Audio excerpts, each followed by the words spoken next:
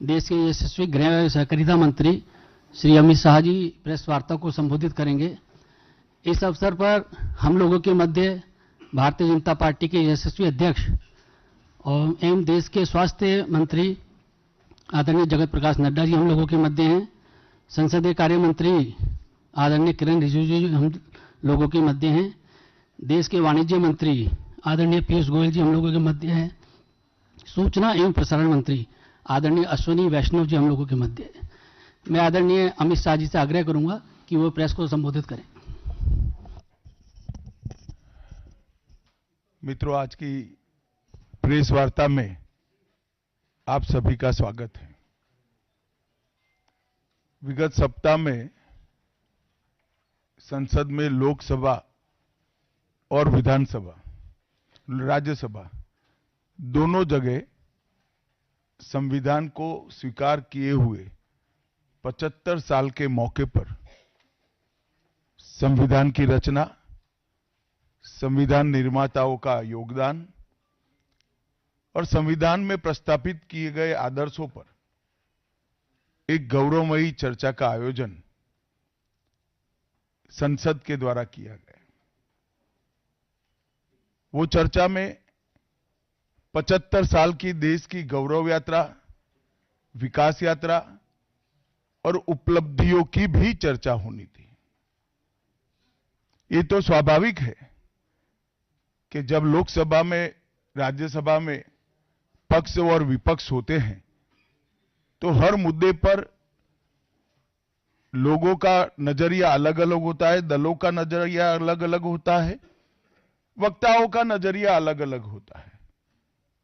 मगर संसद जैसे देश के सर्वोच्च लोकतांत्रिक फोरम में जब चर्चा होती है तब इसमें एक बात कॉमन होती है कि बात तथ्य के आधार पर होनी चाहिए और बात सत्य के आधार पर होनी चाहिए। कल से कांग्रेस पार्टी ने जिस तरह से तथ्यों को तोड़ मरोड़ कर रखने का प्रयास किया है, ये अत्यंत निंदनीय है और मैं इसकी निंदा करना चाहता हूं। ये क्यों हुआ?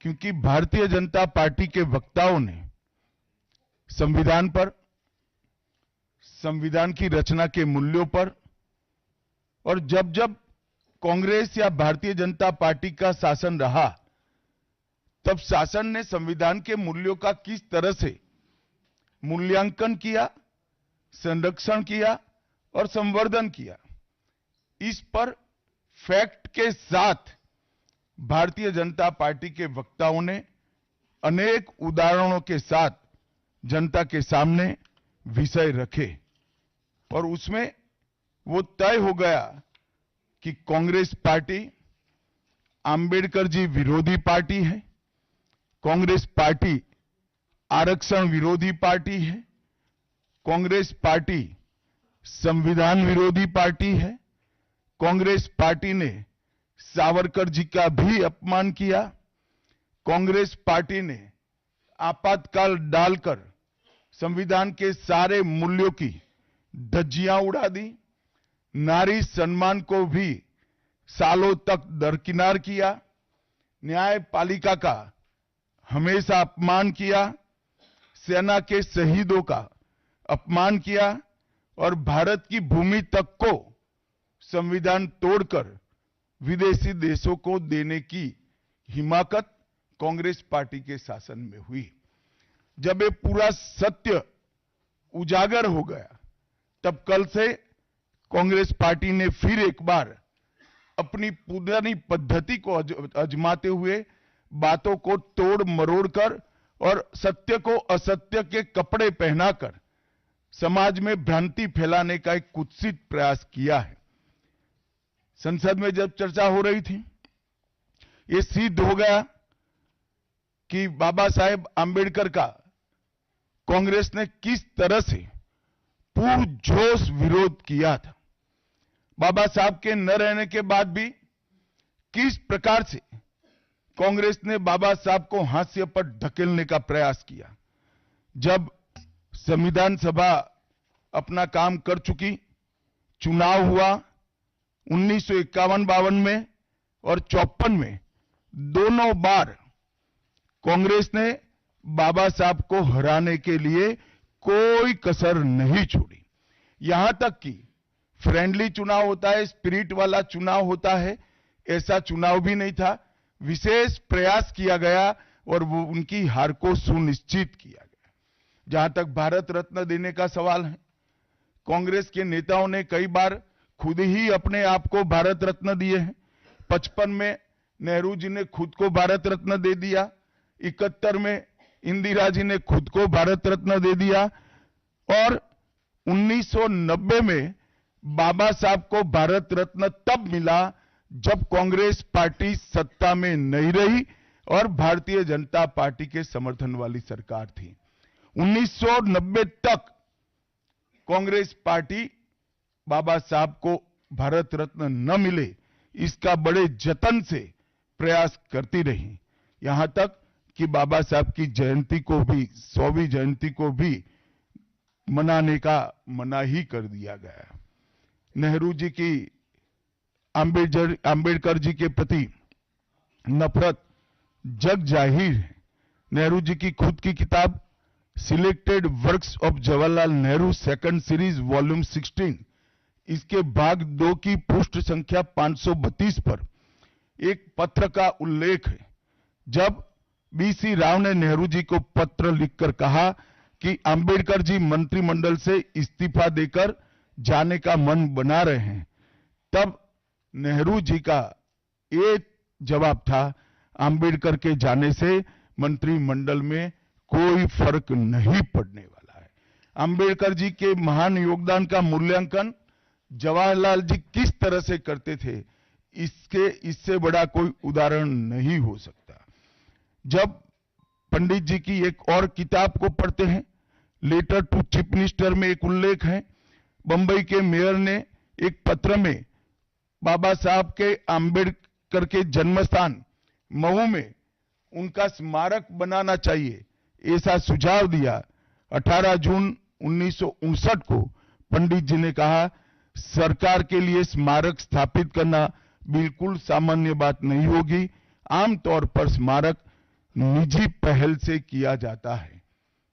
अपने परिवार के चाहे कोई भी सदस्य हो, नेहरू जी हो, इंदिरा जी हो, संजय गांधी हो, राजीव गांधी हो, कई सारे लोगों के लाखों स्मारक देश के अंदर बनाने वाले परिवार के मुखिया कहते हैं कि आमतौर पर निजी पहल पर स्मारक बनाया जाता है, क्योंकि ये स्मारक B.R. आम्बेडकर जी का था। मित्रों, जब एक दूसरा उदाहरण मैं देना चाहता हूं, एक सर्वदलीय मंत्रिमंडल, पहली देश की कैबिनेट बनी जिसमें बाबा साहेब आम्बेडकर भी सदस्य थे, नेहरू जी प्रधानमंत्री थे।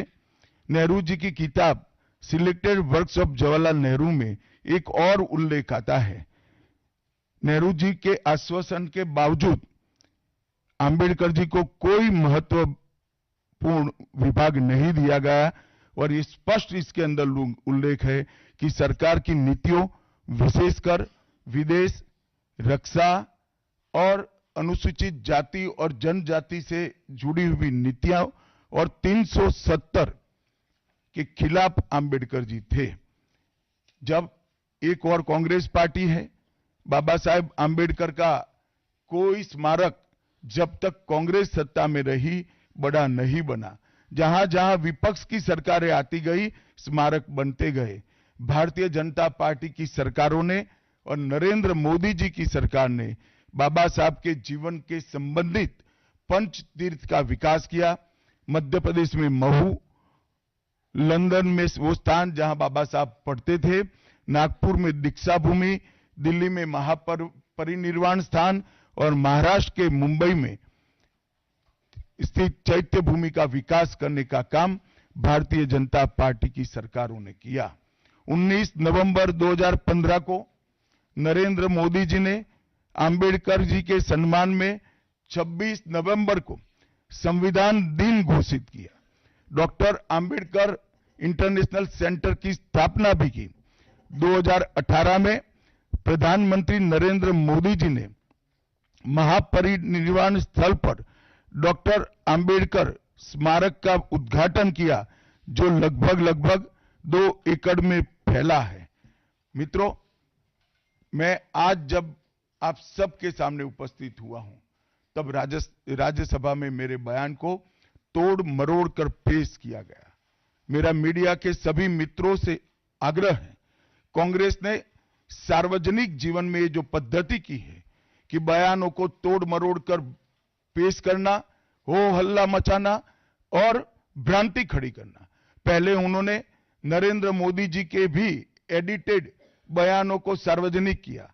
चुनाव जब चल रहा था, मेरे बयान को एआई का उपयोग कर एडिट किया गया और पूरे देश में इसको प्रसारित करने का घृणित काम किया गया।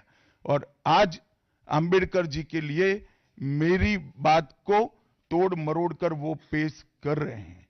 मैं स्पष्टता के साथ कहना चाहता हूं, मीडिया को विनती भी करना चाहता हूं कि मेरा पूरा बयान जनता के सामने रखिए। मैं वो पार्टी से आता हूं जो पार्टी कभी अंबेडकर जी का अपमान नहीं कर सकती। पहले जनसंघ और फिर भारतीय जनता पार्टी ने हमेशा अंबेडकर जी के सिद्धांतों के आधार पर चलने का प्रयास किया है। जब जब भारतीय जनता पार्टी शासन में रही, अंबेडकर जी के सिद्धांतों का हमने प्रचार किया है, प्रसार किया है। आरक्षण को और मजबूत करने का काम भारतीय जनता पार्टी ने किया है। इन्होंने जिस प्रकार से आरक्षण को भी विरोध किया, वो भी हम सब जानते हैं।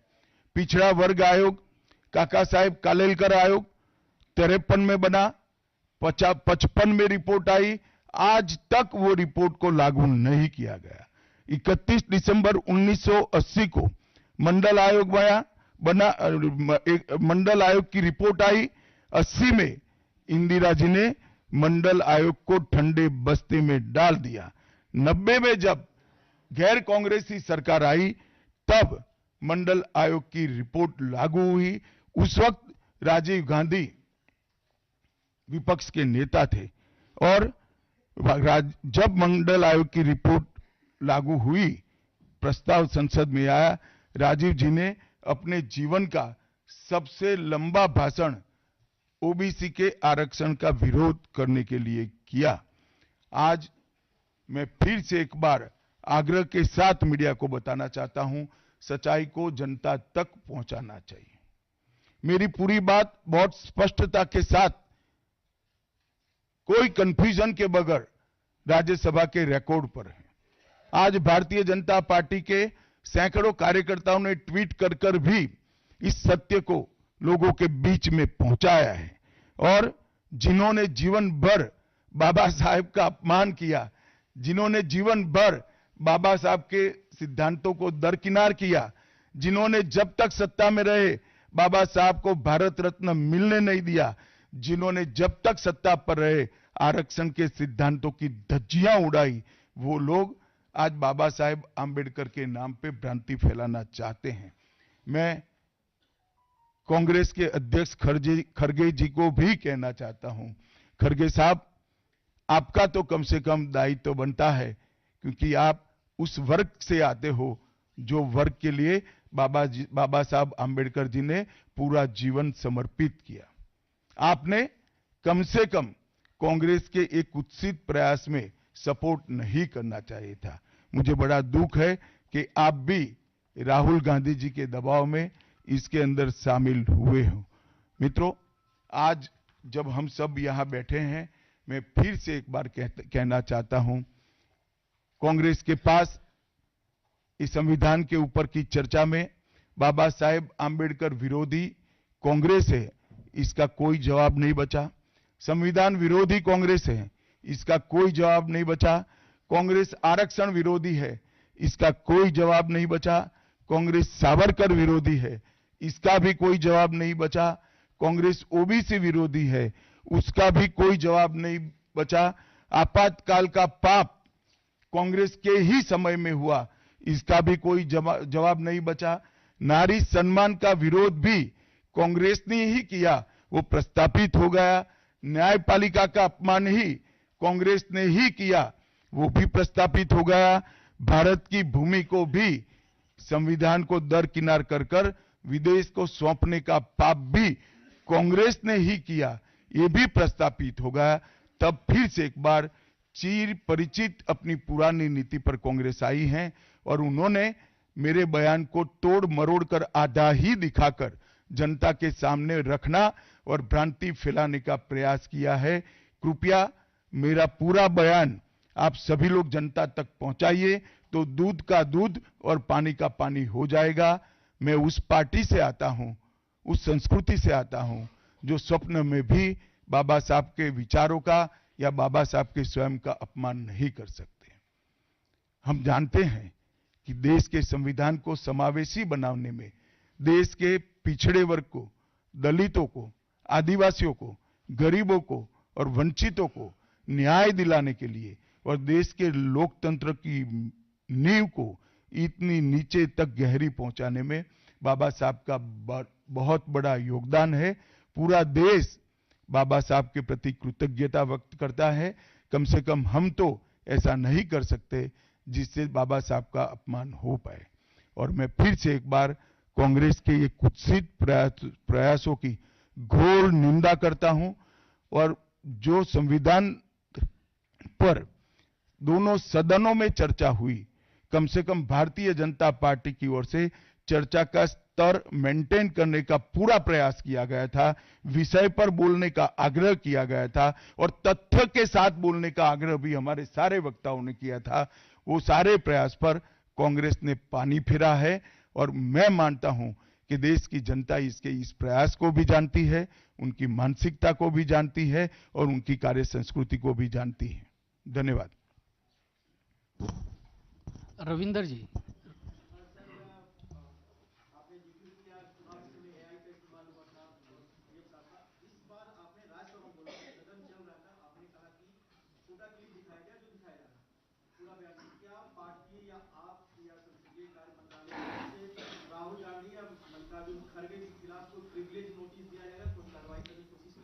देखिए, मैं पार्लियामेंट के बारे में बाहर जवाब नहीं दे सकता, परंतु मैं इतना जरूर कह सकता हूं कि इसके सारे legal option Bharatiya Janata party तरासेगी।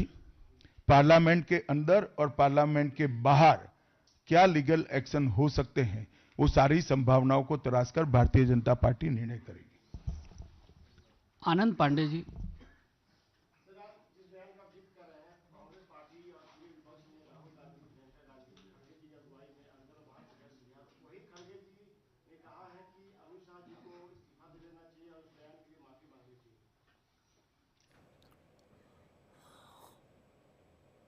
तो केंद्रीय गृह मंत्री कह रहे हैं कि उनके बयान को तोड़ मरोड़ कर पेश किया गया है, उनके बयान के संदर्भ को गलत तरीके से पेश किया गया है और इसके लिए बीजेपी